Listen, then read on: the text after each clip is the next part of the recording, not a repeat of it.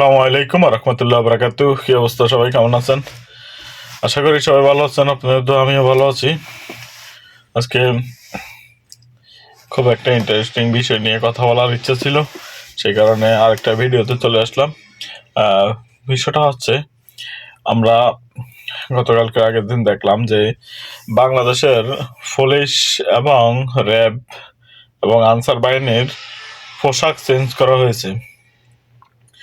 তো পোশাক চেঞ্জ করা হয়েছে, এটা নিয়ে আমার কোনো বিরোধ নাই, কারণ আমি ব্যক্তিগতভাবে একজন বাংলাদেশি নাগরিক হিসাবে আমার এই বিষয়ে কোনো বিরোধ নাই। তবে আমার বিরোধ এতটুকু জায়গার মধ্যে, আমাদের এই পোশাক চেঞ্জের সাথে সাথে যদি আমাদের এই যে পুলিশ র্যাব বলেন, আনসার বাহিনী বলেন, তাদের মধ্যে যেই সমস্ত খারাপ কালচারের মানুষগুলো আছে, সেই খারাপ কালচারের মানুষগুলোর পোশাকও তো চেঞ্জ করা হয়েছে, তাই না?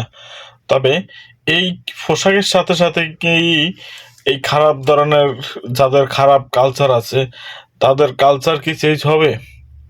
যাদের চরিত্রে প্রবলেম আছে, তাদের চরিত্র কি চেঞ্জ হবে? যারা এই তিন বাহিনীর মধ্যে যারা ভালো আছে, তাদেরকে পুরানো পোশাকও তাদেরকে ভালো দেখা যাবে, ভালো বলবে, এবং নতুন পোশাকও তাদেরকে ভালো দেখা যাবে, ভালো বলবে। কিন্তু যারা চরিত্রে প্রবলেম আছে এবং ঘুষ এবং সুদের মধ্যে এবং বিভিন্ন অবৈধ অর্থ উপার্জনের টার্গেট থাকে এবং থাকতো, তাদের কি এই জিনিসগুলো চেঞ্জ করতে পারবেন?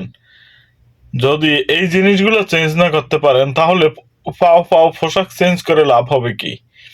এই পোশাকের পিছনে বাংলাদেশের যত অর্থ এখন অপচয় হবে, সেই অর্থগুলো যদি দেশের মানুষের ভাগ্য পরিবর্তনের পিছনে ব্যয় করা হতো, তাহলে নিশ্চিত দেশের মানুষের ভাগ্য কিছুটা হলেও পরিবর্তন হতো।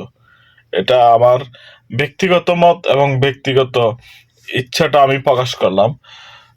আর এই যে যারা পুলিশ বাহিনীতে আছে এবং র্যাবে আছে, আনসারে আছে, আমার তো মনে হয় এই সদস্যদের যে ছবিগুলো উঠে দেখলাম যে বিভিন্ন পত্রিকা এবং অনলাইনে নিউজ করা হয়েছে, এই ছবিগুলোতে কি এই সেনাবাহিনীর র্যাব এবং পুলিশ আনসার বাহিনীর এই সমস্ত পোশাক আপনারা দেখতে চান, নাকি আগের পোশাকটাই বেটার ছিল?